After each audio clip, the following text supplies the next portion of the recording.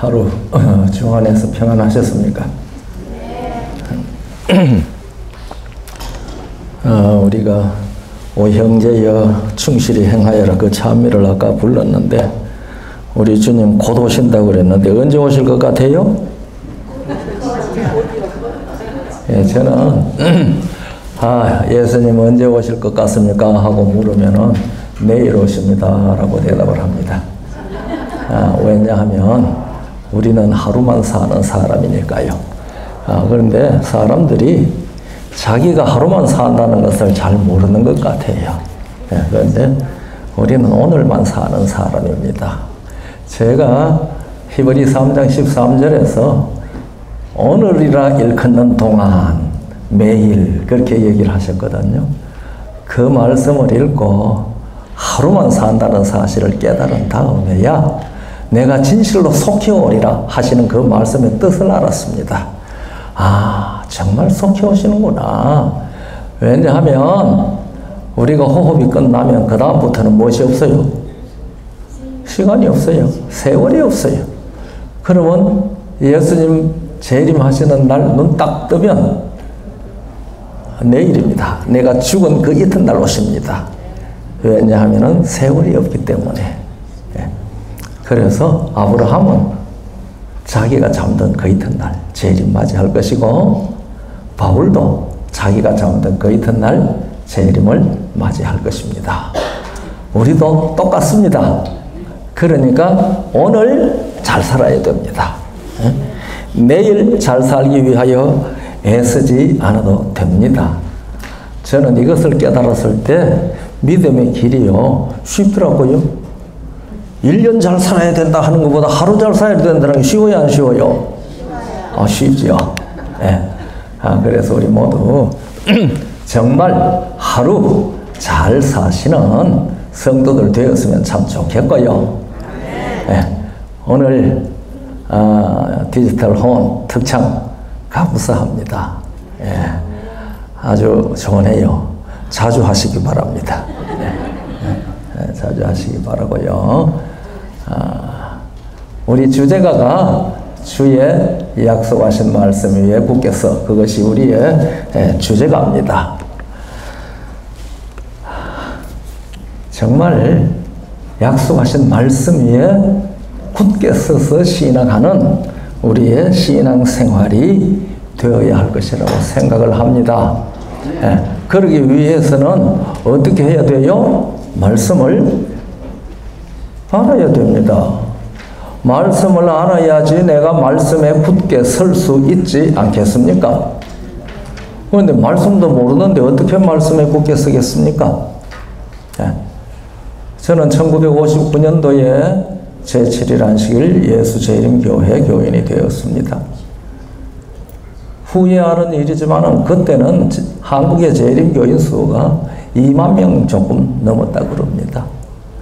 지금은 20만 명이 넘는 이름들이 농명책에 있는데 출석 교인들은 얼마나 되는지 저는 잘 모릅니다만은 그런데요, 그 2만 명이 한 사람 한 사람들이 다 말씀의 용사들이었습니다.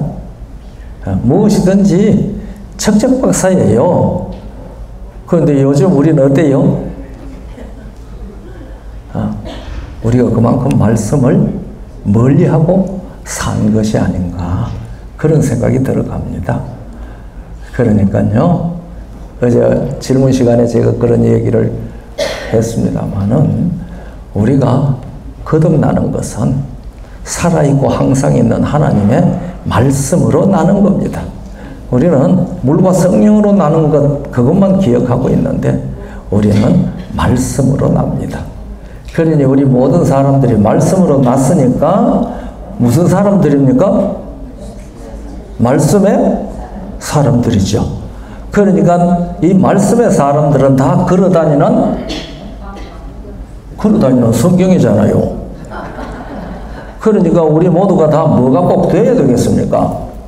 거듭난 사람이라면 걸어다니는 성경들이 되어야 한다고 저는 그렇게 믿습니다. 그래서 어떤 분이 설교하면서 제5복음서가 있는 거 아니냐고 그러더라고요. 제5복음서가 뭐냐? 거듭난 성도들의 삶이 제5복음서다. 그렇게 얘기합니다. 제가 그 말 듣고 아멘 했습니다. 우리 남은 자손으로서 재림 성도들 걸어다니는 복음서 이상으로 걸어다니는 말씀들이 다 되기를 바라는 마음이 저는 간절합니다. 이번에 아주 우리 성도들이 꼭 알아야 할, 깨달아야 할 그런 말씀들로 성령께서 교회들에게 하시는 말씀을 우리가 함께 듣고 있습니다. 그러니까 이 말씀들 잘 기억하시고 꼭 아셔야 합니다. 성경을 어떻게 연구해야 되는지 첫날 그렇게 얘기했습니다.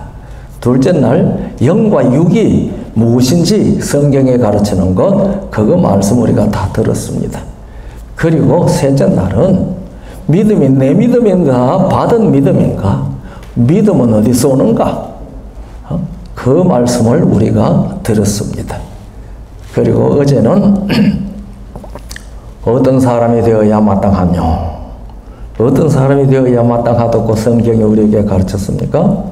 하나님께서 자기 형상대로 창조했을 때에 그런 사람, 하나님 그런 사람 되기를 기대하실 것 아니겠습니까? 그런 사람 되기를 되어야 하는 것이 마땅하다고 성경은 그렇게 가르칩니다. 오늘은 제목이 원수는 그런 제목입니다. 우리 성도들 원수 있습니까?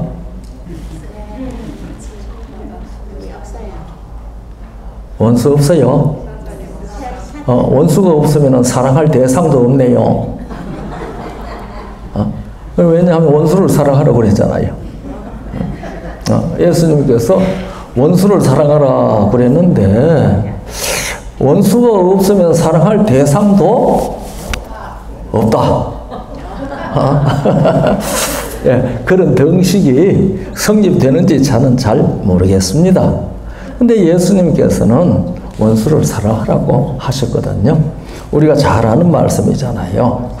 나는 너희에게 이르노니 너희 원수를 사랑하며 너희를 핍박하는 자를 위하여 기도하라. 그러면 도대체 우리 다 원수 없다고 그랬어요. 그렇죠? 원수 맺고 사는 거 안 좋잖아요. 그러면 성경이 사랑하라고 하는 거 원수는 누구냐? 우리는 또 누구를 원수라고 생각하느냐? 그리고 원수를 사랑하라고 하는 복음적 의미는 무엇이냐? 오늘 성령께서 교회들에게 하시는 이 말씀을 함께 들어보려고 합니다. 우리가 잘 아는 고린도전서 13장 1절로 3절은 내가 사람의 방언과 천사의 말을 할지라도 사랑이 없으면 소리나는 구리와 울리는 꽹과리가 되고, 이 소리나는 구리와, 구리가 뭐예요? 이게 요새 보니까 징입니다. 징. 이제 농가갈 때 징 치는 거 있잖아요. 그게 구리가 바로 징입니다. 소리나는 징과 울리는 꽹과리. 꽹과리는 알죠? 조그마한 거 손에 들고 땅땅땅땅 치는 거 있지 않습니까? 그것이 농악 지휘자입니다. 거기에 박자에 맞추어서 다 하거든요. 그러니까 사람의 방언과 천사의 말을 해도 사랑이 없으면 징소리 나는 것하고 꽹과리 소리 하는 것하고 다를 게 하나도 없다. 내가 예언하는 능이 있어 모든 비밀과 모든 지식을 알고 또 산을 옮길 만한 모든 믿음이 있을지라도 사랑이 없으면 내가 아무것도 아니요. 3절요. 자, 3절 한번 자세히 들어보세요. 다 하시는 말씀이죠. 내가 내게 있는 모든 것으로 구제하고 또 내 몸을 불사르게 내어줄지라도 그거 사랑입니까 아닙니까? 내게 있는 모든 것을 다 구제하고 내 몸을 불사르게 내어주는 것, 그거 사랑이에요 아니에요? 사랑이잖아요, 우리가 생각할 때. 그런데 내어줄지라도 사랑이 없으면 내게 아무 유익이 없느니라. 저는 외우는 말씀이고 잘 기억하는 말씀인데 어느 날 이 말씀을 읽다가 제가 벽에 딱 부딪혔습니다. 내게 있는 것 다 구제하고 내 몸을 불사르게 내어주는 것, 예수님께서 친히 말씀하시기를 사람이 친구를 위하여 목숨을 버리면 이에서 더 큰 사랑이 없다고 하셨는데 자기 몸을 불사르게 내어줄지라도 사랑이 없으면, 그러면 이 두 말씀은 어떻게 조화가 되고 어떻게 충돌이 되는가? 그래서 이 말씀 앞에 제가 부딪혔어요. 이거 성경적으로 해결이 돼야 되지 않겠습니까? 우리가 성경을 읽을 때 그냥 읽어나가죠. 줄줄줄줄 다 외우고 그러죠. 우리가 사도행전에 보면은 사도행전 13장인지 15장인지 보면은요, 안식일마다 외우는 바 선지자의 글을 외우는데 뜻을 모른다고 그랬어요. 그 당시에 유대인들이 선지자의 글을 안식일마다 외워. 그런데 뜻을 몰라. 1년 52주 이 안식일, 안식일학교 교과 기억절 달달달달달달 다 외웠는데 뜻을 몰라. 우리는 그렇지 않습니까? 우리가요, 우리 지은의 말씀에 보면은 하나님께서 사람이 많은 큰 교회 하는 건 하나님의 계획이 없는 것이라고 그랬습니다. 그것은 하나님의 계획이 아니다 그랬습니다. 왜 그러냐 하면 그렇게 많은 회중들이 모여 있으면 말씀이 개별적으로 안 들어간다는 겁니다. 그래서 하나님의 계획이 아니라고 그랬습니다. 제가 코테이션을 떼가지고 왔는데 제가 지금 말씀을 저 다른 데 있어가지고 못 읽어드리겠습니다. 그러니까 이만큼 모였으면은요, 수백 명 모인 것보다가 훨씬 말씀이 개별적으로 마음에 들어가기가 좋지 않습니까? 하거야 수백 명 모여도 그렇게 말씀이 개별적으로 들어갈 수 있도록 마음이 열리면 들어갑니다.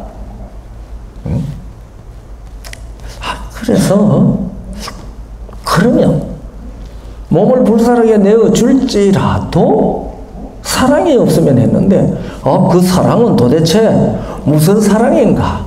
그건 어떤 것을 말씀하시는 것인가? 그래서 예수님께서 말씀하신 사랑이 무엇을 뜻하는지 생각하지 않을 수 없게 되었습니다. 여러분, 세 계명이 뭔지 아세요? 내가 세 계명을 너희에게 주노니 하고 예수님 말씀하셨는데 세 계명이 뭐예요? 세 계명은 크게 말씀해요. 크게 서로 사랑하라. 서로 사랑하라는 것은 세 계명이다. OX. 세 계명은 서로 사랑하라는 것이다. 그게 O일까요? X일까요? O라고 하시는 분 손 한번 들어보세요. 몇 사람밖에 손 안 드네. 그럼 X라고 하시는 분. O도 아니고 X도 아니고 그런 다른 사람들은 뭡니까? X입니다.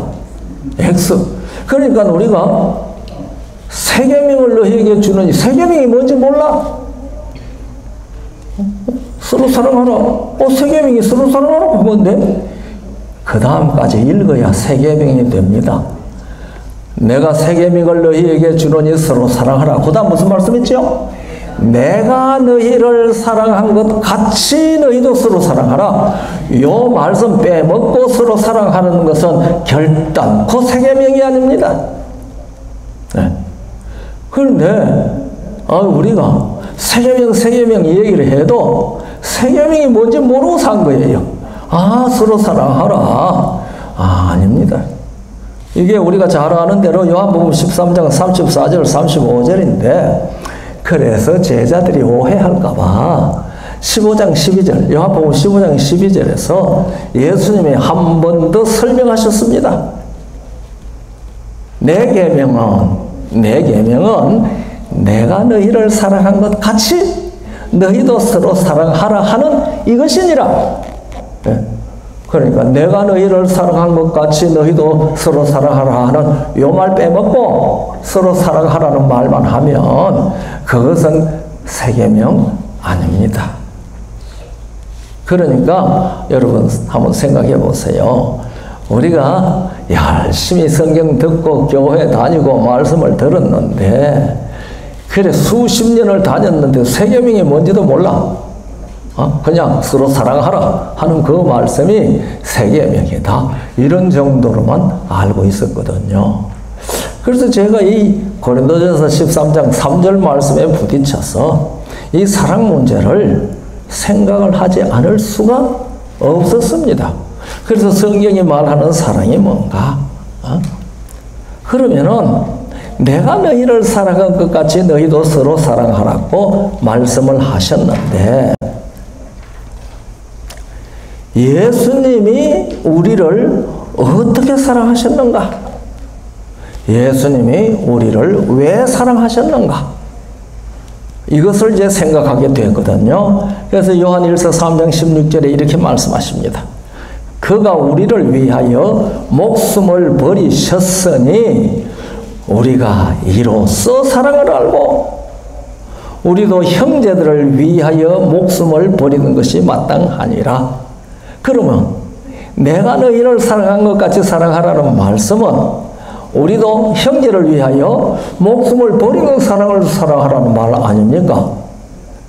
우리 솔직하게 제부터 얘기해가지고 형제는 고사하고 아내를 위하여도 목숨 버릴 마음이 별로 없거든요.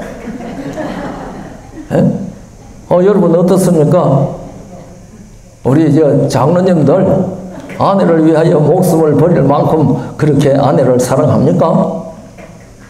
그렇게 해가지고 목숨을 버려도 아무 가치 없어요. 그래서요, 성경이 계시한 사랑의 본질이 무엇인지 이것을 우리에게 가르쳐주는 말씀인데 우리를 위하여 목숨을 버리신 그것이 예수님이 우리를 사랑하신 사랑인데요. 예수님은 그것을 위해서 정말 몸을 십자가에서 내주셨습니다. 그러면은 왜 예수께서 그렇게 하셨느냐? 내가 너희를 사랑한 것 같이 너희도 사랑하라고 하셨는데 예수님께서 왜 자기 몸을 버리시면서까지 우리를 사랑하셨느냐? 그 이유와 목적이 무엇인가? 이제 이것을 생각하게 되었거든요. 그런데요, 원수가 누군지 로마서 5장 10절 11절이 우리에게 가르쳐 줍니다.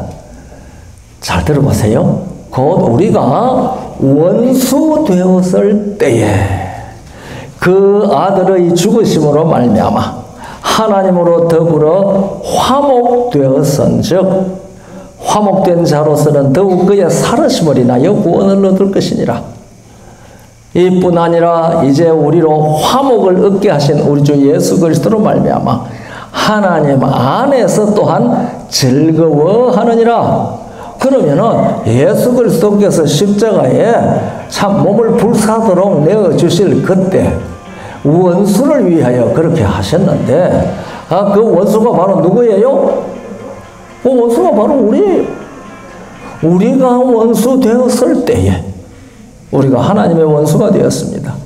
그런데 이 원수를 위하여 하나님의 아들이 하나님과 동등하신 우리가 이사야 9장 6절에 보면은 우리 예수님이 전능하신 하나님이라고 했습니다. 전능하신 하나님이셨던 그분이 하나님과 동등됨을 취할 것으로 여기지 아니하시고 자기를 비어 종의 형체를 취하여 우리와 같이 되셨고 죽기까지 우리를 위하여 희생을 하셨습니다. 왜 그렇게 하셨습니까? 우리가 하나님과 화목하게 되도록 하기 위하여 그렇게 하셨습니다. 이 화목하다라고 하는 이 말이요. 특별히 여기 로마서 5장 11절에 우리로 화목을 얻게 하셨다고 그랬는데 이 화목하다라는 이 말이요. 이 옛날 킹 제임스 버전에는 아톤먼트라고 되어 있습니다. 그런데 뉴 킹 제임스 버전에는요, 리콘사일링이라고 번역했더라고요. 화해. 그런데 이 아톤멘트, 이 번역이 저는 참 좋습니다. 이 아톤멘트, 이거 우리 교회에서 잘 얘기합니다. 그것은 분석해서 at one meant 그렇게 하지 않습니까? 그거 뭐야? 하나 된다 그런 뜻이 하나 된다. 그러니까 원수가 되었는데 원수를 용서하시고 하나님과 뭐가 되게 하신 거예요? 하나 되게 하신 겁니다. 하나. 그것이 내가 너희를 사랑한 그 사랑입니다.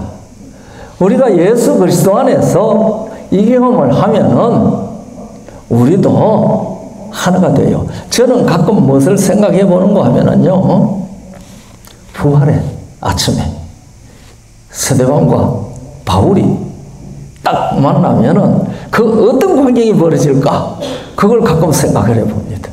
여러분, 어떤 광경이 벌어질 것 같아요? 스데반과 바울이 딱 만났다 이 말입니다. 부활의 아침에.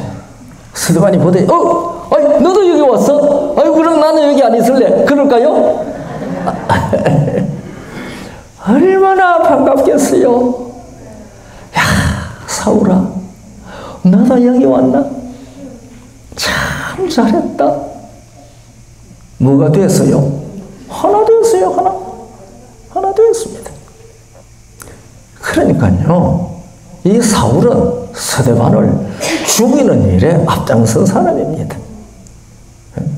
말로 하자면은 사울 자신이 고백했듯이 살인을 한 사람입니다. 스데반을 죽인 사람입니다.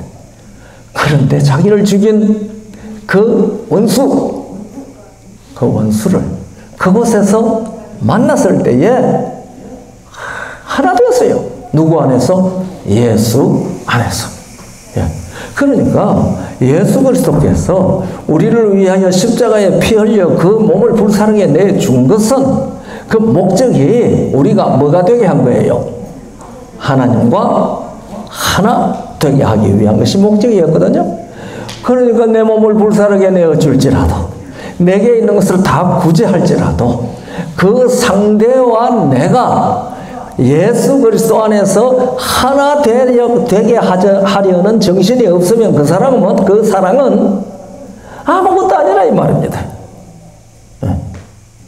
그래서 내가 너희를 사랑한 것 같이 너희도 서로 사랑하라 하신 이 사랑이라는 게 이런 뜻이구나. 그렇기 때문에 상대방에게 예수 안에 있는 영원한 생명을 주고자 하는 열망이 없는 사랑은 아무 소용없는 사랑입니다. 그러니까 울리는 징과 소리나는 꽹과리 같은 거죠. 우리의 사랑이 이런 것을 사랑이라고 생각하고 살아오지는 않았는지 모릅니다.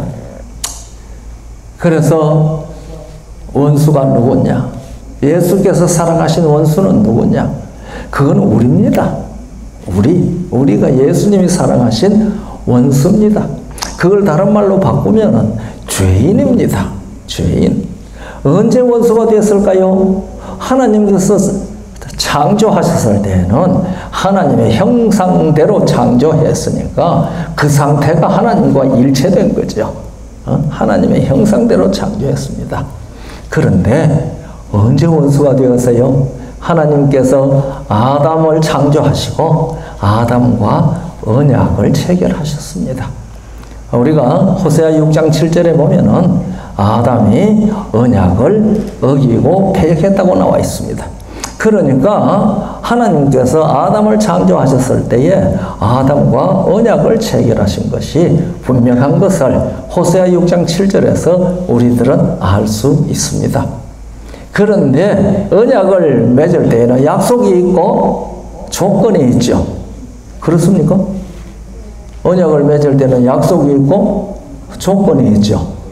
그래서 하나님의 약속은 무엇이라고 제가 여러 번 말씀드렸는데요. 요한일서 2장 25절. 그 약속은 이것이니 곧 영원한 생명을 주시는 것이라고 그랬습니다. 그러니까 우리의 시조 아담을 창조하시고 그 코에 생기를 불어넣으셨을 때에 그에게 무슨 생명을 주신 거예요? 영원한 생명을 주셨습니다. 언약을 맺었죠. 그러면 아담이 그 언약을 누릴 수 있는 조건은 무엇입니까? 오늘날도 계약 맺을 때 약속과 조건이 다 들어가죠.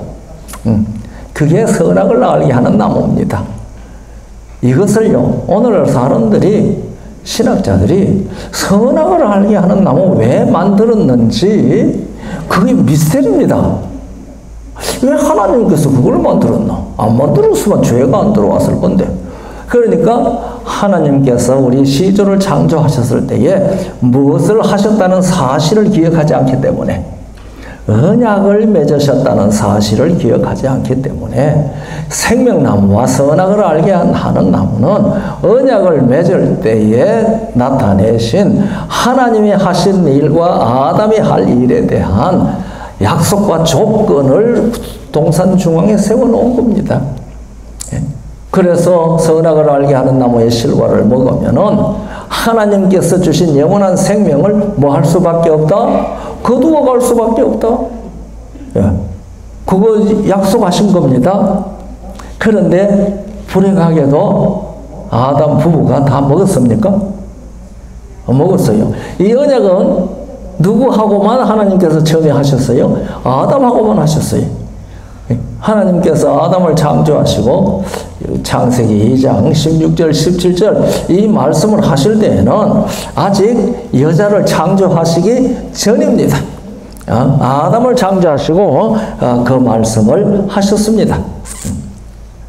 그런데 아마 짐작컨대, 성경은 없지만은 짐작컨대 이 여자에게 이 약속을 제일 먼저 이야기한 자가 누구인 것 같습니까? 아담이 아니겠어요? 저 선악을 알게 하는 나무의 실과는 결단코 먹지 말라고 하나님이 말씀하셨다. 먹는 날에는 반드시 죽는다고 하셨다. 그런데 우리가 뱀이 여자한테 물을 때에 하나님이 동산 안에 있는 모든 나무의 실과를 먹지 말라 하시더냐 하고 물을 때에 여자가 대답한 말을 보면 여자에게도 하나님께서 말씀하신 것을 알 수 있습니다. 동산 안에 있는 모든 나무의 실과를 우리가 먹을 수 있으나 하나님의 말씀에 동산 중앙에 있는 나무의 실과는 먹지도 말고 만지지도 말라. 죽을까 하노라. 우리 번역에 죽을까 하노라 때문에 문제가 많습니다. 그거 직역을 하면은요, 죽지 아니하려거든 먹지도 말고 만지지도 말랍니다. 그것도 먹지도 말고 만지지도 말아서 죽지 않도록 하라. 이게 요새 직역 성경이 다 그런 식으로 나와 있습니다. 까 아닙니다. 까 하노라 아닙니다. 그래서 어떤 사람이 죽을까 하노라, 죽을 수도 있고 안 죽을 수도 있고 까 하노라 그렇게 해석을 하면 이거 영 성경적으로 이해하는 거 아니거든요. 그렇게 해석하는 사람 있었잖아요. 있잖아요. 아직도 있어요. 그러니까요. 이때 언약을 파기함으로 원수가 되었습니다. 이렇게 로마서 5장 10절 11절에는 원수 되었을 때라고 얘기를 했는데 그거보다 앞에 8절에는 우리가 아직 죄인 되었을 때에 그리스도께서 우리를 위하여 죽으심으로 하나님께서 우리에게 대한 자기의 사랑을 확정하셨느니라고 했으니까 원수 된 것은 곧 죄인 됐다는 말하고 같은 겁니다. 우리가 예수 그리스도 없을 때에는 다 뭡니까? 원수지요. 원수입니다. 이제 원수가 누군지 아셨습니까? 오늘날 이 세상에 예수 없는 사람들은 다 뭐예요?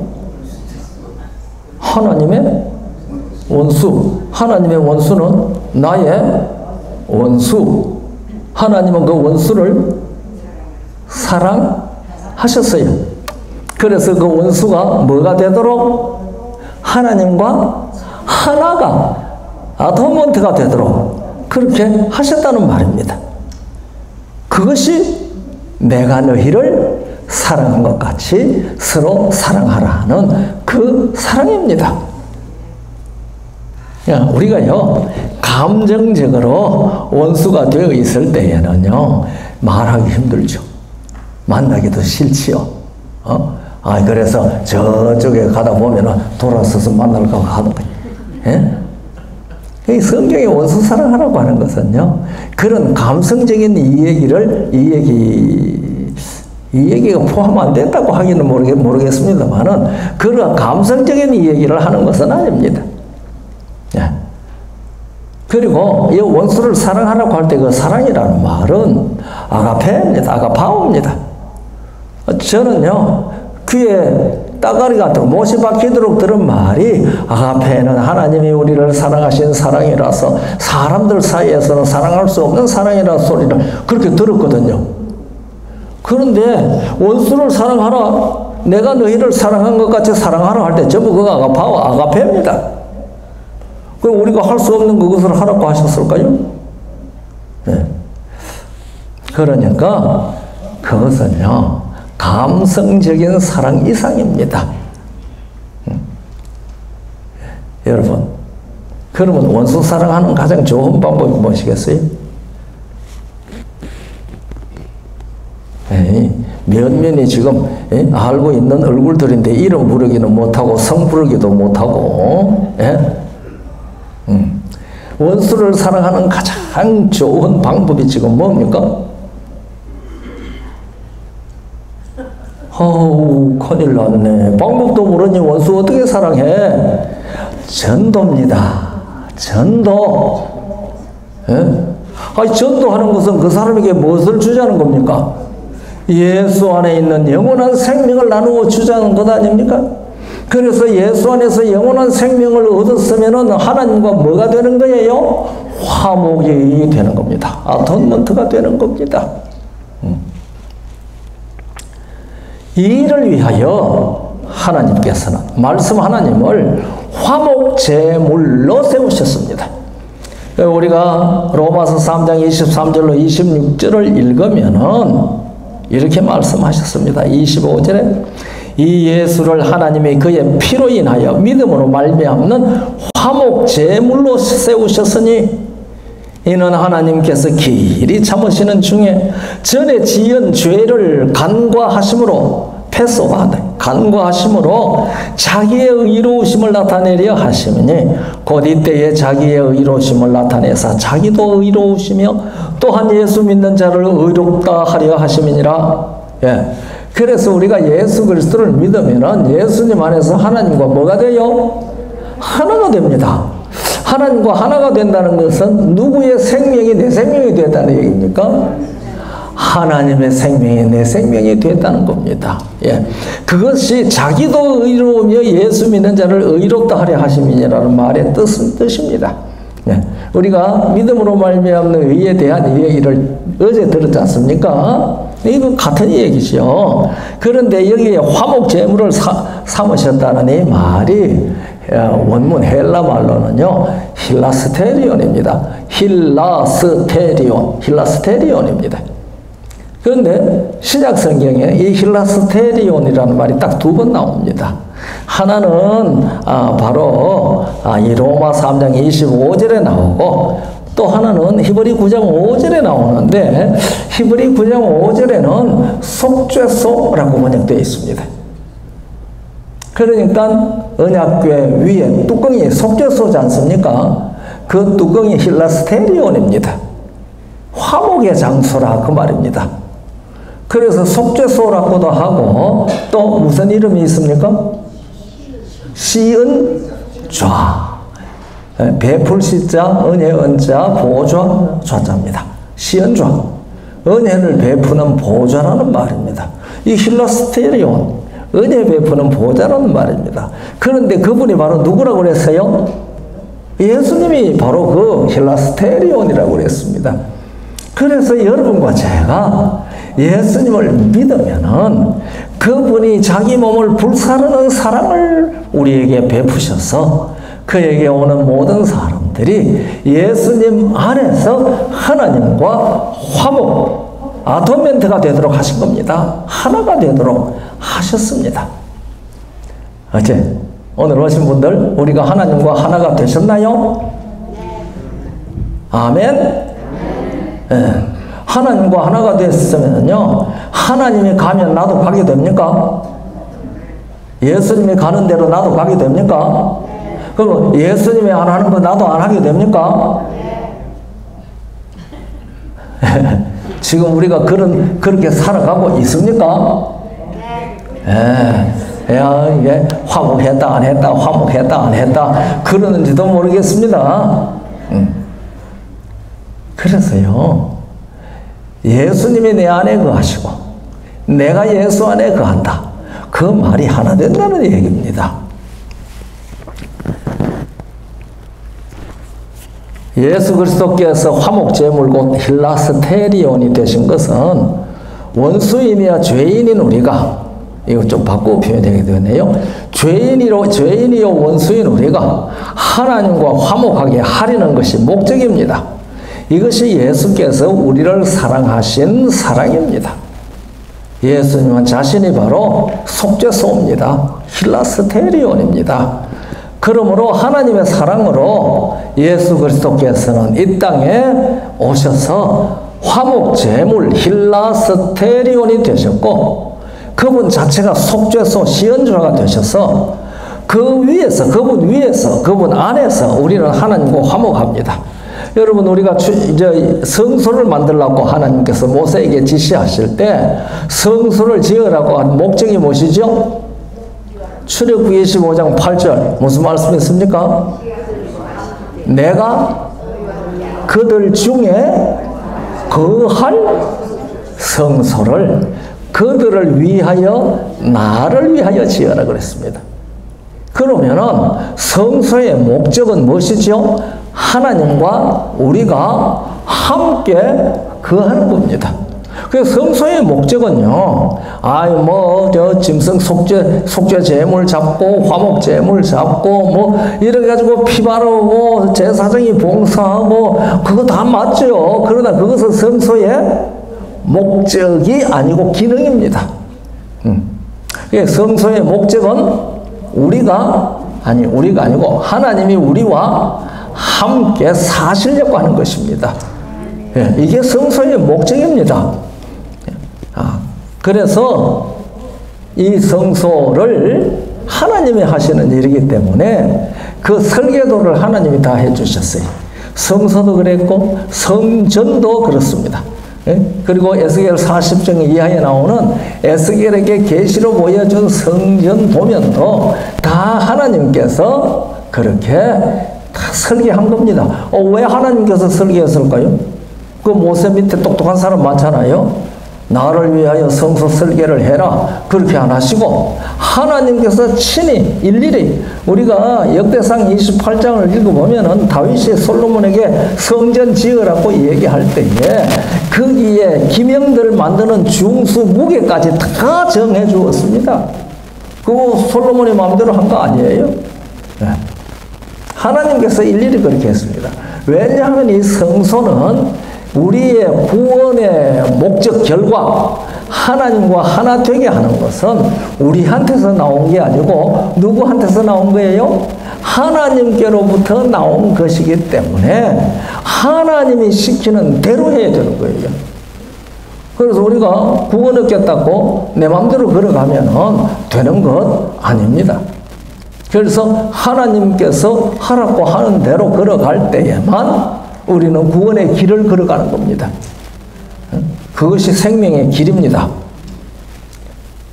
그래서 우리는 성소의 목적이 속죄라고 생각하는지도 모릅니다.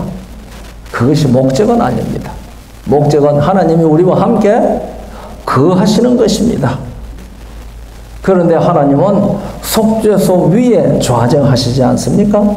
그런데 그 속죄소가 예수님이라고 로마서 3장은 우리에게 얘기하고 있습니다. 힐라스테리온이라고 했습니다. 그래서 예수님이 성소의 중심인 것을 우리는 너무나도 잘 압니다. 그리고 그 예수님의 다른 이름이 하나 뭔지 아시죠? 마태복음 1장 23절에 있는 말씀. 이는 선지자로 말씀하신 바 처녀가 잉태하여 아들을 낳으리니 그 이름을 임마누엘이라 하리라 하셨으니, 곧 번역하면 하나님이 우리와 함께 계시다 함이라.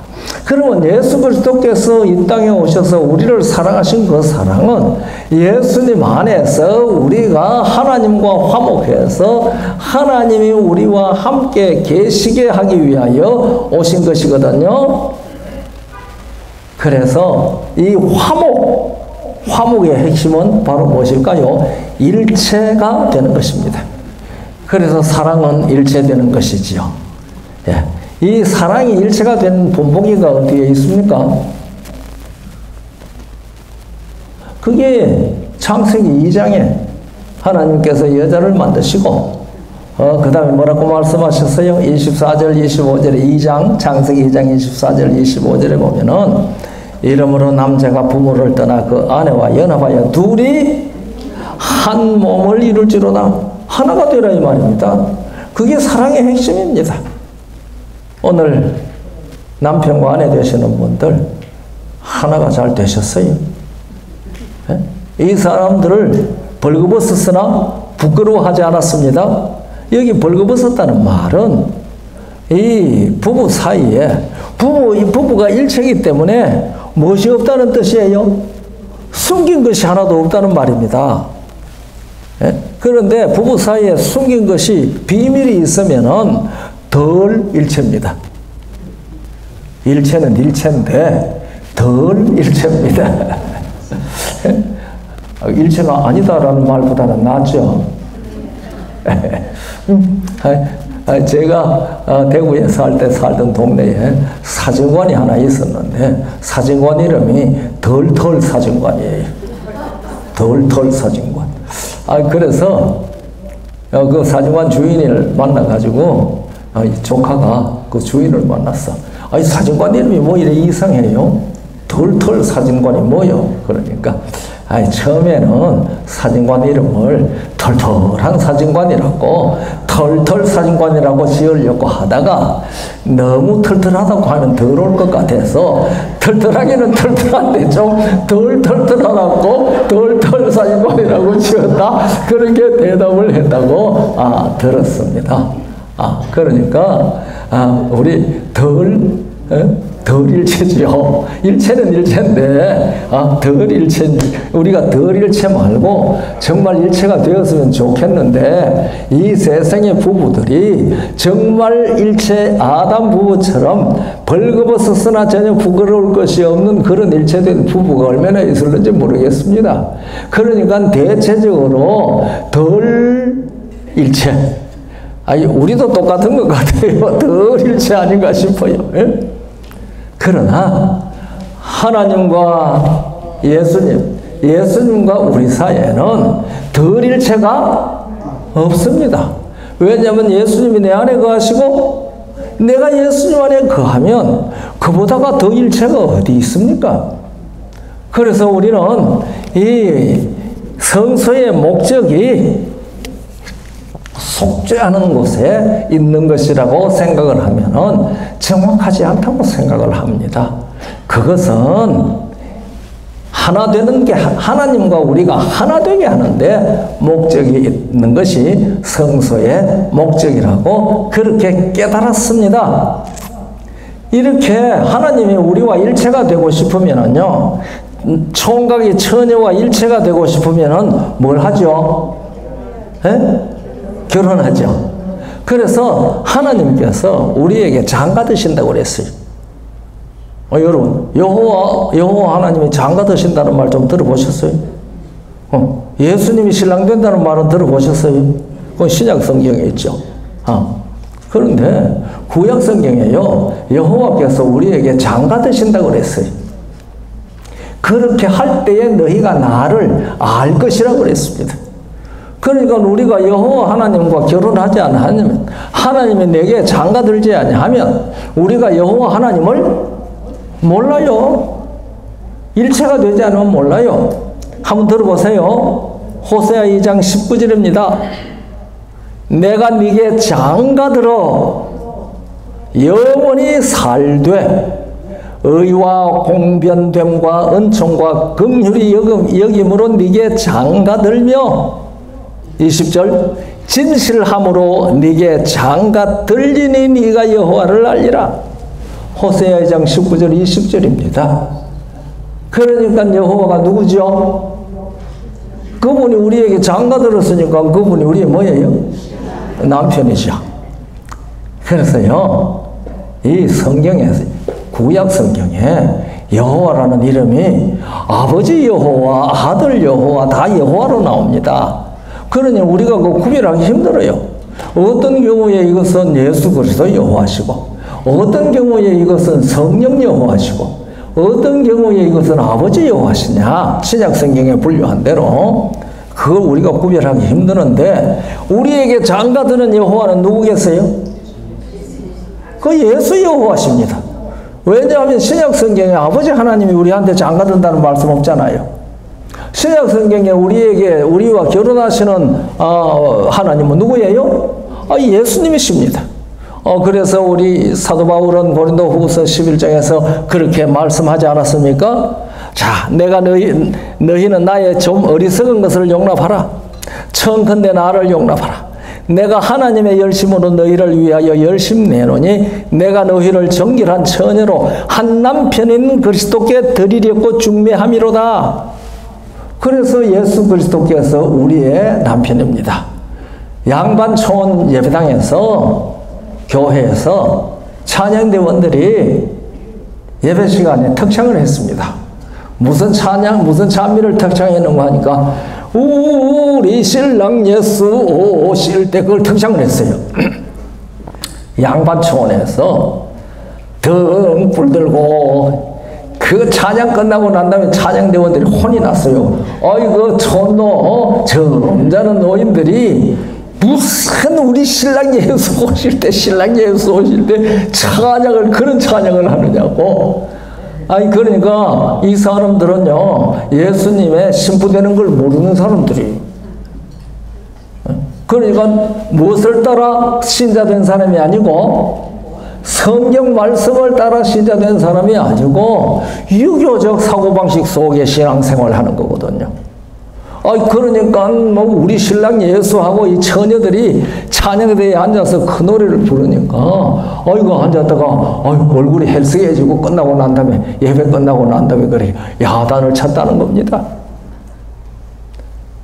그래서 저는 여호와 삼위를 구약에서 구별하는 방법 중에 하나는 우리와 결혼하시는 여호와, 우리에게 장가드시는 여호와, 그분은 신약의 예수님이라고 저는 그렇게 확신합니다.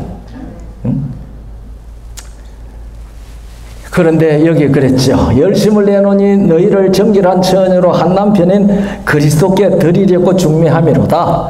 3절, 뱀이 그 관계로 하와를 미혹해 한 것 같이 너희 마음이 그리스도를 향하는 진실함과 깨끗함에서 떠나 부패할까 두려워하노라. 뱀이 한 미혹이 뭔가 하면은요, 그리스도를 향하는 진실함과 깨끗함에서 떠나게 하는 것입니다. 그래서 남편을 바꾸고 아버지를 바꾸게 했다는 말입니다. 이스라엘을 향하여 진노하시는 첫째 원인이 우상숭배입니다. 여러분들 구약 성경 읽어보세요. 하나님께서 가장 많이 책망한 이스라엘의 죄가 우상숭배입니다.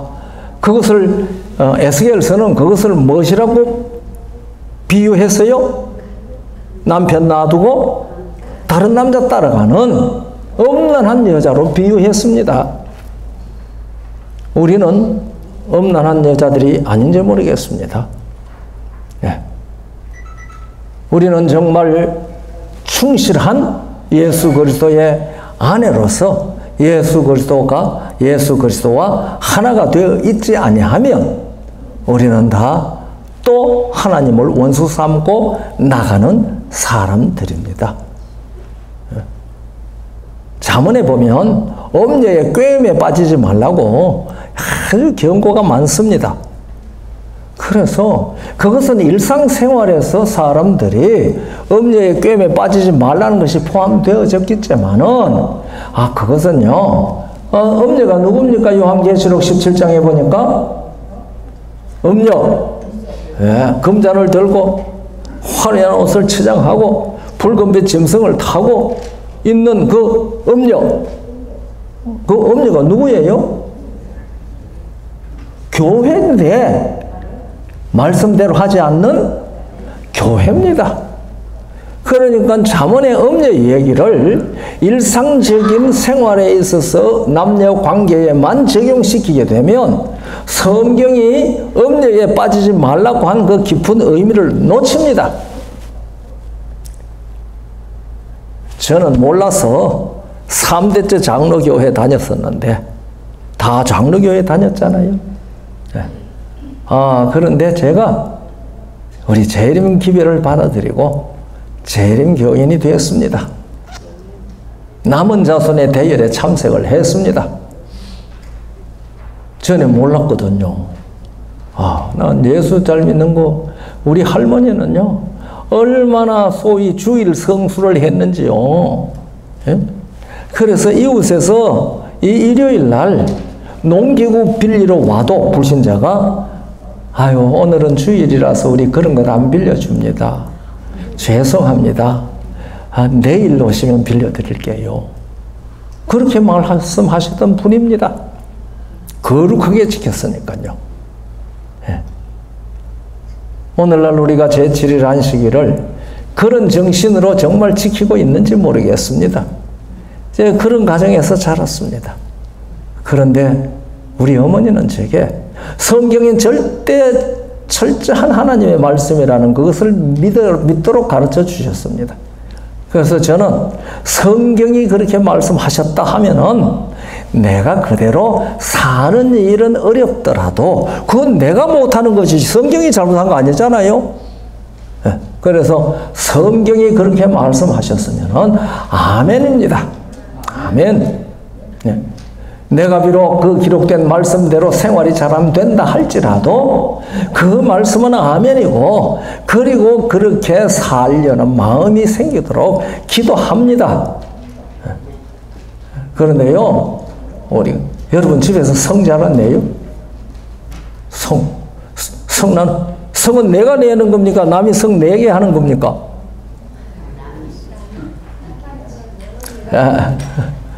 저는요, 무슨 말이죠? 천혜의 손? 그거 쓴 사람 누구죠? 의사? 벤 칼슨? 그 사람이 그 천혜의 손을 제가 읽다가요, 제가 깜짝 깨달았습니다. 둘이 앉아가지고 라디오를 듣는데, 친구하고 앉아 라디오를 듣는데, 이제 이 배는 자기가 듣고 싶은 거 있고, 이 동무는 지가 듣고 싶은 게 있어가지고, 그 라디오, 이 다이얼 돌리는 거가 둘이 싸움이 붙은 겁니다. 걔가 이렇게 돌리면 배는 또 이렇게 돌리고, 이러면 걔는 또 이렇게 돌리고, 너무 화가 나가지고요. 이 벤이, 칼슨이 너무 화가 나가지고, 자기 안에 있는 그 칼을 가지고 그 아이 배를 팍 찔러대요. 그랬는데, 그러놓고 난 다음에 스스로 얼마나 놀랐는지 모른다고. 다행히 그 아이가 해병대 허리띠를 여기 들고 있어서 마침 칼이 글로 가가지고 안 다쳤다는 겁니다. 예? 그런 다음에 자기는 칼을 던지고 결심을 했대요. 절대로 남이 내 감정을 다스리지 못하게 하겠다. 우리는요, 내 감정을 남이 다스립니다. 우리는 그렇지 않아서 화가 난다든지 기뻐한다든지 뭐 이런 거 다 남이 나한테 다스리. 그래서 내 감정을 성령께서 다스리는 것 외에 남이 다스리지 못하게 하는 것이 성품 변화의 출발점입니다. 그 자기 성품을 자기가 다스려야죠. 이 교회 나오면서도 성도들 사이에서도요, 기분 나쁜 일이 생기면은 성이 나잖아요. 그것도 내 감정을 남이 다스리는데 다스려지게 되기 때문에 그런 겁니다. 왜 나를 남이 다스리게 해요? 그렇지 않습니까? 내 감정은 절대로 누구만 다스리도록? 성령께서만 다스리도록 바쳐야 합니다. 네. 그래서 야고보 1장 20절에는 성내지 마라, 성내는 것은 하나님의 의를 이루지 못한다고 그랬습니다. 그러니까요, 우리 성도들 사이에 상대방이 나를 성내게 할지라도 그것은 그 사람의 일이고, 성내고 안 내고는 그 사람에게 내가 지배를 받느냐 안 받느냐 하는 데 달려 있거든요. 우리 성도들은 그렇게 되면은 싸울 일이 없을 겁니다. 성령께서 내 감정을 다스리도록 순간마다 우리는 자꾸 굴복시켜야 되거든요. 우리가 뱀의 미혹에 빠지면은 그리스도를 향하는 진실함과 깨끗함에서 떠나게 됩니다. 그래서 우리가 하나님의 하나 된 그 상태에서 자꾸 분리가 되는 것이죠. 하나 되지 말아야 할 것과 하나 되는 것입니다. 우리는 세상과 하나 되고 세속과 하나 되고 있지 않는지 우리에게 물어봐야 합니다. 그러려면은 우리는 아토먼트가 아닙니다. 그래 놓고 우리는 또 주님 앞에 저녁에 기도합니다. 오늘 또 허물진 것 용서해 주세요. 내가 아무개 미워했습니다. 내가 아무개하고 싸웠습니다. 그것도 진심으로 그렇게 하면 또 우리 주님께서 용서하시죠. 그러면 화해 가서 해야죠. 그죠? 그래서 재물을 가지고 예배하러 왔다가 친구와 사람과 불화한 것이 생각나거든. 재물을 놓고 가서 먼저 화해하고 와서 예배하라고 그랬잖아요. 이게 우리 하나된 사람들이 생활에 나타내는 삶의 모습입니다. 왜?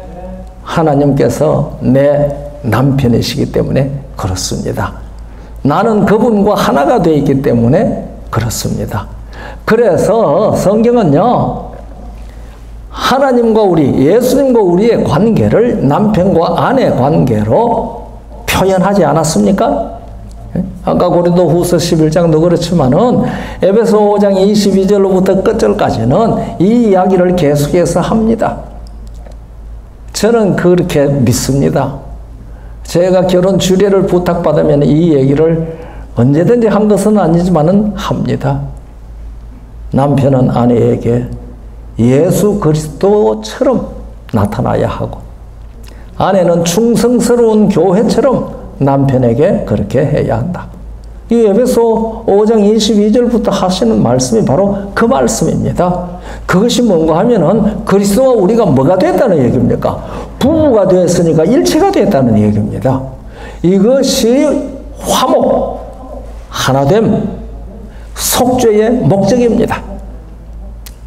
그래서 우리는 성경의 속죄가 우리의 죄를 용서해 주셨다 하는 것에서 머물지 말고 우리 주님과 하나가 되었다고 하는 그 사실을 우리가 기억해야 된다고 생각을 합니다. 우리는 건강 법칙을 가지고 건강 관리를 잘 해야 되는 사람들은 아닙니까? 그런데 우리는 말이죠, 건강 챙기기 위해서 어떤 음식이 좋다, 어떤 나물이 좋다, 어떤 거는 안 좋다 엄청 가리죠. 그건 뭐 잘하는 일이라고 생각을 합니다. 그러나 이 건강 관리하는 일에 제일 첫 출발은 몸이 싫어하는 걸 안 하는 겁니다. 그런데 몸이 싫어하는 것을 계속해서 하면서 이것저것 찾고 뭐 좋은 음식 찾고 뭐 그렇게 하는 얘기는요, 이거 건강관리 제대로 하는 건 아니죠. 그런데 몸이 제일 싫어하는 것이 뭔가 하니 안 자는 거랍니다. 첫째, 잠 안 자는 거, 그것이 우리 몸이 제일 싫어하는 것이랍니다. 그러니까 일찍 주무세요.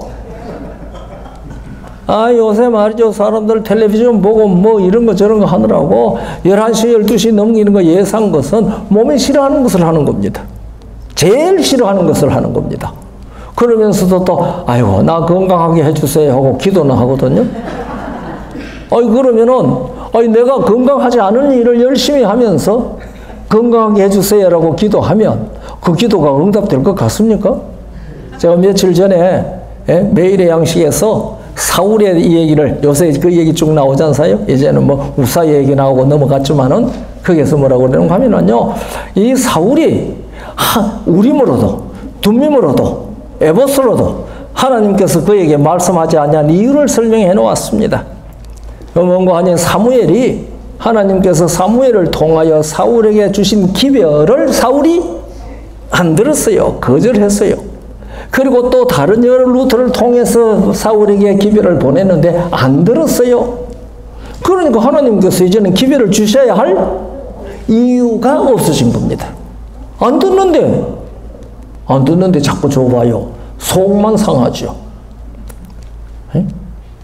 그래서 옛날에 황희정성이요, 그 아들, 아버지 말을 너무 안 들었어요. 아들 하나가. 그런데 한날 이 아들이 술에 잔뜩 취해가지고 집에 들어오니까 아버지가 누구시지요? 이제 얼른 오십시오. 어떻게 오셨습니까? 아버지가 그렇게 물었어요. 이 아들이 술이 바뀌었어요. 아버지, 제가 아무개 아닙니까? 아버지 아들입니다. 나한테 이런 아들 없는데요. 그게 무슨 말씀입니까? 제가 아버지 아들 아무개입니다. 그런 아들 나한테 없어요. 그러니까 손님으로 오셨으니까 볼일 보려면 얼른 들어오세요. 그러니까 아들이 얼마나 명구스러워요. 그래서 가서 무릎을 딱 꿇고, 아버지, 제가 아무개입니다. 아버지 아들입니다. 정말 네가 내 아들이냐? 예? 내가 하는 말을 네가 듣지도 않는데 네가 어떻게 내 아들이냐? 그렇기 때문에 나는 오늘부터 너를 손님으로 여기기로 했다. 그래서 내가 너를 손님으로 대접할 수밖에 없구나. 그래서 그 아들 길을 들였다고 그래요. 우리가 예수 그리스도의 손님입니까? 일체된 사람들입니까? 우리 스스로에게 물어봐야 합니다. 이러므로 사람이 부모를 떠나 그 아내와 합하여 그 둘이 한 육체가 될지니 이 비밀이 크도다. 내가 그리스도와 교회에 대하여 말하노라. 에베소 5장 31절 32절에 말하는 겁니다. 그래서 성소에 행하는 속죄는 그리스도의 신부로 단장해주는 과정입니다. 속죄가 돼서 깨끗해질 때에 비로소 우리는 정결해져서 예수 그리스도의 얼굴을 보면서 일체가 되어도 죽지 않을 생명을 주시고 결혼하셔서 일체가 되는 겁니다. 그래서 이방인이 성전에 못 들어가는 것 같지 않습니까? 이것은 무슨 정신인가 하면요, 신방에 신랑이나 신부 아닌 사람이 들어가지 못하는 것과 같습니다. 이방인이 성소에 들어오는 것은 신방에 신랑 신부 아닌 사람이 들어오는 것과 같습니다. 그래서 성소에 이방인은 절대로 못 들어옵니다. 들어오면 죽임을 당했습니다. 왜? 성소 안에서 우리는 하나님과 하나 되는 것이니까요. 그래서 화목과 일체가 이 구원의 핵심이라고 저는 그렇게 깨닫습니다. 원수를 사랑하셔서 죽기까지 하신 것은 이런 하나 되는 자리에 있게 하는 과정이고 임마누엘의 경지에 이르게 하는 과정입니다. 그리고 제일 마지막에 멸망받을 원수는 사망이라고 했습니다. 그래서 우리가 아담 안에서 다 사망이 되었는데 예수 그리스도께서 십자가에 죽으셔서 사망을 처리하셨습니다. 그리고 부활하셔서 예수님께 나오는 모든 사람들에게 영원한 생명을 주셔서 예수 그리스도 안에서 하나님과 화목하고 하나가 되게 하셨습니다. 그래서 에덴 동산에서 두 사람을 결혼시켜서 하나가 되게 하신 그 하나님께서는 영원한 나라에서 어린 양의 혼인잔치에 우리들을 신부로 맞이하시고 이 지구의 역사가 끝나는 겁니다. 우리 그 자리에, 신부 자리에 다 있겠습니까? 저는 이 요한복음 17장 예수님의 기도가 예수께서 이 세상에 오신 목적을 요약한 것이라고 저는 그렇게 생각을 합니다. 우리가 요한복음 17장을 쭉 읽어 나가 보면은 계속해서 뭐라고 말합니까? 우리와 같이 저희도 하나 되게 하옵소서. 아버지께서 내 안에 내가 아버지 안에 있는 것 같이 저희도 다 하나가 되어 우리 안에 있게 하사 내게 주신 영광을 내가 저희에게 주었사오니 이는 우리가 하나 된 것 같이 저희도 하나가 되게 하려 함이니이다. 아버지여, 내게 주신 자도 나 있는 곳에 나와 함께 있어 아버지께서 창세전부터 나를 사랑하심으로 내게 주신 나의 영광을 저희로 보게 하시기를 원하나이다. 이게 우리가 예수 그리스도와 하나 되었을 때 이르는 경지입니다. 원수를 사랑하라. 우리 주님께서는 원수를 용서하시고 사망에서 생명으로 옮기신 다음에 당신의 신부를 삼으셨습니다. 그래서 예수 그리스도 안에서 하나가 되도록 하셨습니다. 그래서 예수님께서 이 땅에 오셔서 제일 먼저 하신 표적이 뭔지 다 아시죠? 가나의 혼인잔치입니다. 그래서 거기에 물이 뭐가 되게 하셨습니까? 포도즙이 되게 하셨습니다. 예수 그리스도의 보혈로 하나가 되도록 하는 기쁨이 넘치는 그 모습을 우리에게 제일 먼저 보여주시면서 암시하셨습니다. 영원한, 그 다음에 예수님께서 뭡니까? 그 성만찬 하시면서 포도즙을 나누시고 그랬잖아요. 내가 하늘나라에서 거기에서 나는 포도즙을 마실 때까지 다시는 포도즙을 입이 안 될 것이다. 그렇게 하셨지 않습니까? 그래서 새 예루살렘에서 우리를 영원한 하나가 되는 그 모습을 어린 양의 혼인 잔치로 우리에게 계시해 주셨습니다. 우리가 꼭 그 자리에 함께 있게 되기를 바라는 마음이 간절합니다. 네. 그래서 거기에 가기 위해서 우리는 이 땅에서 무슨 삶을 살아야 되겠습니까? 하나 되는 삶으로 살아야 합니다. 예수 그리스도와 하나가 되는. 그래서 예수께서 가시면 나도 가시고 예수님께서 멈추시면 나도 멈추고. 제가 어떤 교회에서 설교하면서 그랬습니다. 예수 그리스도를 믿는 사람들은 잘못하지 않는 것이 아니라 잘못할 수 없게 된 사람을 뜻한다. 우리는 할 수 있는데 안 하는 것이 아니라 하지 못하기 때문에 안 하는 사람이다. 설교할 때 그런 얘기를 했거든요. 설교가 딱 끝났는데 어떤 장로님이 와서 목사님, 그게 얼마나 어렵습니까? 그게 어디 쉽습니까? 그래요. 내가 하려면 안 되죠. 쉽지 않죠. 그러나 주께서 내 안에 하시면 하게 되지 않습니까? 예수께서 내 안에 계시고 내가 예수님 안에 있다면 그 일이 되는 것이죠. 이게 구속이고 하나 된 사람의 모습입니다. 그래서 에베소 1장 8절로 10절에 이렇게 말씀하십니다. 이는 그가 모든 지혜와 총명으로 우리에게 넘치게 하사 그 뜻의 비밀을 우리에게 알리셨으니 곧 그 기쁘심을 따라 그리스도 안에서 때가 찬 경륜을 위하여 예정하신 것이니 하늘에 있는 것이나 땅에 있는 것이 다 그리스도 안에서 통일되게 하려 하심이라. 이게 구속의 목적입니다. 성소 봉사의 목적입니다. 아무쪼록 참 이번 기회 동안에 이 자리에 오셔서 말씀을 들으신 우리 모든 성도들에게 이 하나됨의 결론에 다 이르는 자리에 있도록 우리 모두 복 주시기를 간절히 바랍니다. 네, 감사합니다. 우리를 사랑하셔서 원수 되었을 때에 이 땅에 오셔서 원수, 사망, 죄를 십자가에서 처리하시고 부활하셔서 영원한 생명의 의를 드러내신 우리 주님 감사합니다.